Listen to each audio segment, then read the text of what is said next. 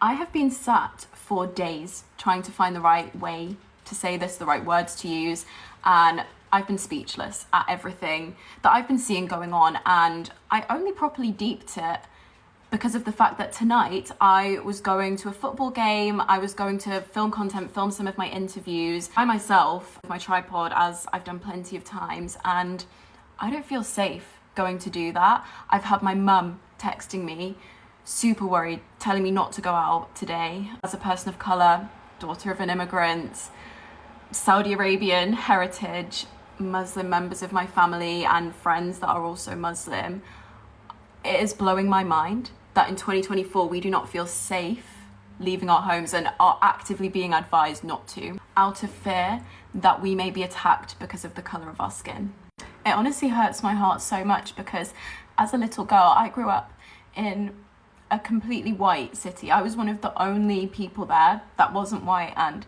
I spent years as a child feeling so different, feeling like I didn't fit in, and I felt like an alien. I know that sounds ridiculous, but I just was made to feel so different to everybody else. And it was only when I actually moved to London, and it's so multicultural here, that I viewed myself as proud of my heritage and proud that I'm different and that I have a different background and those different parts of me. It was only up until super recently that I fully accepted that side of myself, which I know sounds ridiculous, but it's true. I think immigration is one of the most beautiful things about this country. We would not have this country without it.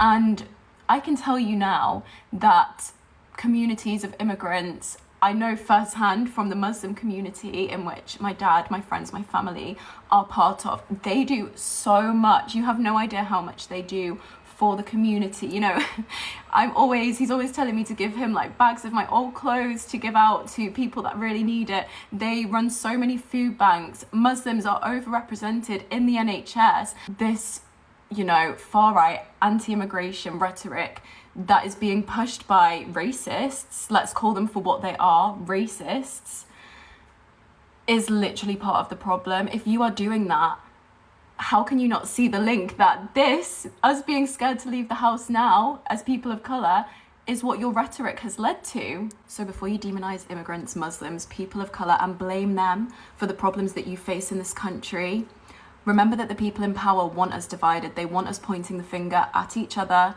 so that we're not pointing it at them.